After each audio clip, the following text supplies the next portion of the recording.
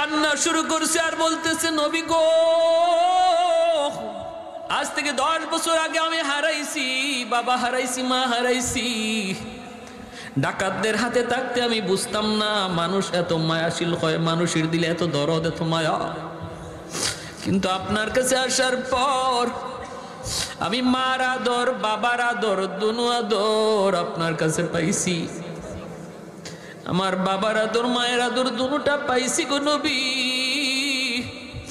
অতএব আমি যায়েদ সিদ্ধান্ত নিয়েছি, বাকি জীবন আমি আপনার কদমে থাকতে চাই, আমি আপনার কদমেই থাকতে চাই, আপনার কাছেই থাকতে চাই। আল্লাহ নবীর সাথে সাথে যায়েদকে বুকে জড়ায় নিলেন, কারণ আমার নবীর মনের ইচ্ছাও ছিল এটা। নবী বুকে জড়ায় নিলেন আর বলতেছেন, চলো। কয়া নবী টান দিয়া মসজিদ ঘর থেকে বের হইয়া এক দৌড়ে নবী সাফা পাহাড়ের উপরে এসে উঠলেন। ওইটা নবী আরবের মানুষকে, মক্কার মানুষকে নাইকে বলেন, এরে মক্কার মানুষ দেখো, শুনো শুনো, এতদিন পর্যন্ত তোমরা জানতা যায়েদ আমার গোলাম, আজ তোমাদেরকে সাক্ষী রেখে বললাম যায়েদ আজকে থেকে আজাদ। এতদিন পর্যন্ত তোমরা জানতা যায়েদ আমার গোলাম, আজ থেকে যায়েদ শুধু গোলাম নয়, যেই যায়েদ মা পাইয়া বাবা পাইয়া বাপ মার কাছে যায় না, আমি নবীর কাছে থাকে, আজ থেকে যায়েদ হলো আমার সন্তান। নবী বলতেছেন, দ্বিতীয় নম্বর, যায়েদ ইবনে হারেসা নবীর কাছ থেকে বিদায় নিলেন। নবীজির কাছ থেকে বিদায় নিয়ে এইবার আল্লাহর নবীর কাছ থেকে বিদায় নিয়ে ছেলের উসামার কাছে গেলেন। যাইয়া উসামার কাছে যাইয়া বলতেছেন, 13 বৎসরের বালক উসামা ডাক দিয়া বলতেছেন, বাবা এই দুনিয়ায় তুমি ছাড়া আর নবী ছাড়া কেউ নাই, নবীর কাছ থেকে বিদায় নিয়েছি, বাবা তুমি বাবাকে বিদায় দাও। 13 বছরের বালকের কাছ থেকে তিনি বিদায় নিতেছেন। উসামা কাঁদতেছেন আর বাবা বলতেছে, বাবারে যদি কোনোদিন বাবার কথা ইয়াদ হয়, শামের রাস্তার আশেপাশে বাবার কবর খুঁজে নিও। সাহাবায়ে কেরাম কিভাবে নিজের কবরগুলা কোথায় বানাইছেন, 1.5 লক্ষ সাহাবী বিদায় হজের বাসন, অথচ 10,000 সাহাবীর লাশ, 10,000 সাহাবীর কবর মক্কা মদিনায় পাওয়া যায়। 1 লক্ষের উপরে সাহাবায়ে কেরামের কবর নিজের দেশে নাই, পৃথিবীর দিক দিগন্তে পড়ে আছে। ভাইরা বন্ধুরা, ছেলেকে বাবা বলতেছে, বাবা, ছোট্ট ছেলেকে বলতেছে, বাবা কোনোদিন যদি বাবার কথা ইয়াদ হয়, শামের রাস্তার আশেপাশে বাবার কবর খুঁজে নিও, কারণ বাবা জানে এই দো থেকে বাবা জীবিত ফিরবে না, কারণ নামের শেষে নবী। জাফর ইবনে আবি তালিব বিদায় নিতে বাড়িতে গেলেন, যায় দেখেন বিবি কোরআন তিলাওয়াত করেন। ছোট্ট 2টা বালক, মুহাম্মদ আব্দুল্লাহ, 4 বছর 6 বছরের 2টা বালক মার পাশে বসে বসে নিরিবিলি মার কোরআন তেলাওয়াত শুনতেছে। জাফর ইবনে আবি তালিব পাশে যায় দাঁড়ায় বলতেছে, বিবি গো একটু সময়ের জন্য কোরআন তেলাওয়াত বন্ধ করো গো বিবি। বিবি বন্ধ করছে। এরপরে তিনি বলেন, বিবি নবী আমাকে আজকের যুদ্ধের 2 নম্বর সেনাপতি ঘোষণা করেছেন, বিবি গো বিদায় দাও, হয়তো আর কোনোদিন দেখা হবে না, আল্লাহর তৈরি জান্নাতে তোমার সাথে আল্লাহ সাক্ষাৎ করাবে। ও বিবি, আমি শহীদ হয়ে গেলে আমার 2টি এতিম বাচ্চারে লালন পালন কইরো, আমার 2টি এতিম বাচ্চা তোমার আমানতে দিয়ে গেলাম, তাদের লালন পালন কইরো।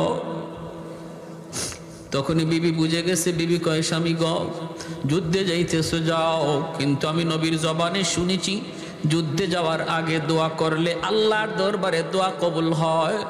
আমি একটু দোয়া করব, তুমি শুধু আমার সাথে আমিন আমিন বলবা। জাফর ইবনে আবি তালিব বলে, ঠিক আছে তুমি মুনাজাত করো। বিবি হাত উঠাইছেন মুনাজাতের জন্য। 1 নম্বর দোয়াটাই করছেন, আল্লাহ আজকের যুদ্ধে তুমি মুসলমানদের বিজয় দান করিও। জাফর ইবনে আবি তালিব বলেন আমিন।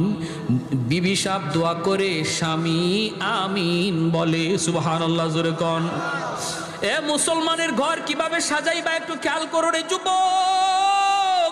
ও মুসলমান, ঘরটা কেমন করে সাজাইবা একটু খেয়াল করো। আজকে স্বামী নামাজ পড়ে, স্ত্রী নামাজ পড়ে না। আজকে বাবা নামাজ পড়ে, সন্তান নামাজ পড়ে না, এমন আসেনি না নাই? জোরে কর না। না, দেখো আমার নবীর যুগের ইতিহাস দেখো।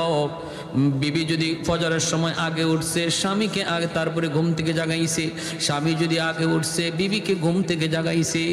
বাবা যদি উঠছে, সন্তানকে ঘুম থেকে জাগাইছে। কিন্তু আজকে আমরা কি? আমি আমাকে বাঁচার জন্য পাগল, কিন্তু সন্তানের ফিকির নাই, পরিবারের ফিকির নাই। আল্লাহ বলে কু আনফুসাকুম ওয়া আহলিকুম নারা, নিজে শুধু নয় পরিবারকেও বাঁচাও। 2 নম্বর দোয়া করে, মালিক এই যুদ্ধে দুশ্মন হাজারেরও নয়, লক্ষের উপরে, মুসলমান সংখ্যায় কম, তুমি মুসলমানের মনোবল বাড়ায় দিও। জাফর ইবনে আবি তালিব বলেন আমিন। 3 নাম্বার দোয়া করতেছি, বিবি আল্লাহ আমার ছোট 2টা বাচ্চা, আল্লাহ আমার ছোট 2টা বাচ্চা, এই বাচ্চার মুখের দিকে তাকাইয়া আল্লাহ আমার স্বামীরে তার বাচ্চাদের কাছে তুমি জীবিত ফিরিয়ে দিও। সাথে সাথে জাফর ইবনে আবি তালিব আমিন বলা দূরের কথা, হাতটা নামায়া ফেলছেন। তলোয়ারের বাট দিয়ে বিবির হাতটা আস্তে করে নামায়া দিতেছেন। বিবি গো, হাতটা নামাওয়ার মোনাজাত লাগবে না। তোমার 3টা দোয়ার 2টা দোয়া আল্লাহর কাছে কবুল হবে, 3 নাম্বার দোয়া কোনো দিন কবুল হবে না। কারণ আমার মায়ার নবী জবান দিয়ে আমার পরে আরেকজন সেনাপতির নাম বলেছেন, আমার পরে আরেকজন সেনাপতির নাম নবী ঘোষণা করেছেন। এতেই বোঝা যায় এই আমি আর জীবিত ফিরবো না। সেনাপতি জীবিত ফিরে, এই যে 2য় সেনাপতির নাম নবী নেয় না। ভাইরা বন্ধুরা, এই বইলে জাফর আর কথা বাড়াইলেন না, বিবির কাছ থেকে বিদায় নিয়ে বের হয়ে যাবেন। এমনি 4 বছরের বাচ্চাটা মোহাম্মদ আব্দুল্লাহ বাবার হাতে ধরছে, বাবার জামা ধরে রাখো, আব্বু সামনে ঈদ আসতেছে। বন্ধু বান্ধবদের অনেকেরই দেখলাম তাদের বাবা মা নতুন কাপড় কিনে দিছে। আব্বু তুমি বুঝি বাজারে যাইতেছো আমাদের জন্য ঈদের কাপড় কিনবা?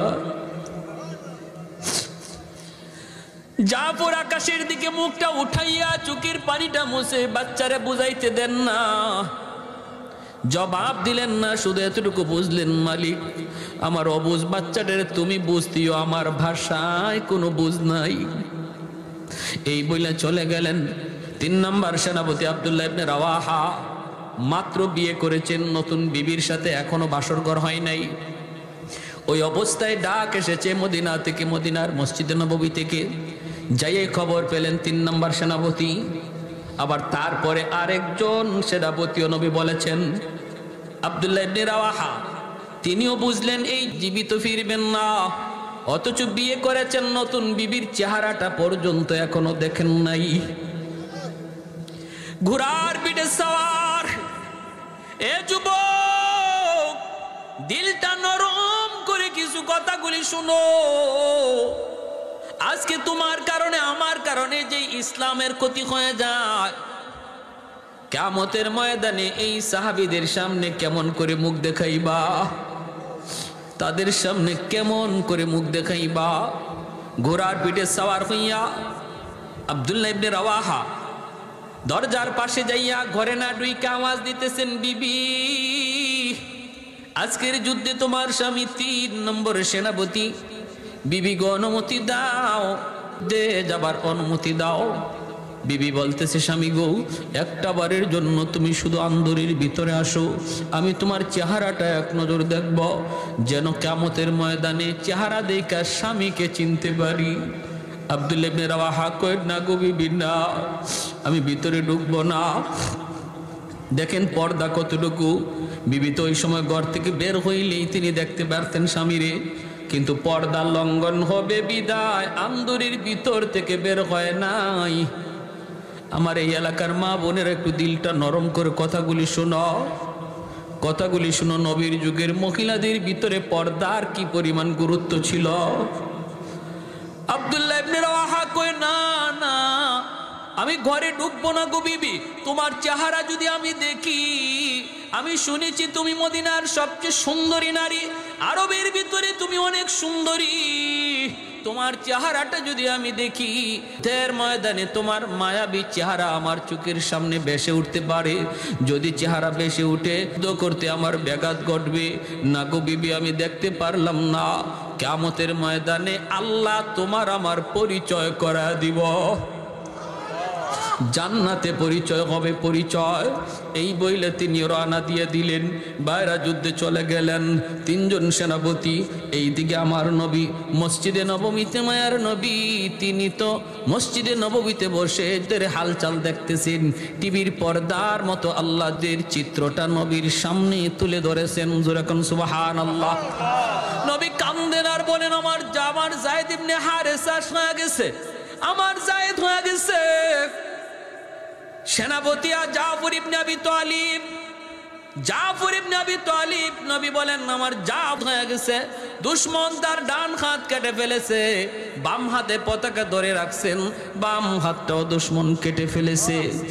এরপরও তিনি পতাকা ফালান না, দুনো হাতের বাজু দিয়ে এইভাবে পতাকা ধরে রাখছেন। 3 নম্বর সেনাপতি আব্দুল্লাহ ইবনে রাওয়াহা তিনি আসছেন, জোর করেন পতাকা তিনি ছাড়েন না, অথচ জান নাই, পতাকা এমন ধরছেন ছাড়েন না। কোন রাওয়ায়াতে আসছে কামড় মাইরা পতাকা ধরে রাখছেন। আব্দুল্লাহ ইবনে রাওয়াহা পতাকা টানতেছেন, কামড় তো ছাড়ে না। এবার তিনি বলতেছেন, জাফর পতাকা অন্য কেউ টানে না, পতাকা টানতেছে আমি আব্দুল্লাহ, যার নাম নবী তোমার পরে সেনাপতি ঘোষণা করছে। বলা মাত্রই কামড়টা ছেড়ে দিয়েছেন, পতাকা হাতে নিছেন, করে করে হয়ে গেলেন। 4র্থ নম্বর সেনাপতি হলেন খালিদ বিন ওয়ালিদ, যার উপাধি হলো সাইফুল্লাহ। সুবহানাল্লাহ, জোরে বলেন। সেই খালিদ বিন ওয়ালিদের হাতে ইসলামের বিজয় আসলো। কিভাবে আসলো? কম কথা শেষ করে দিব।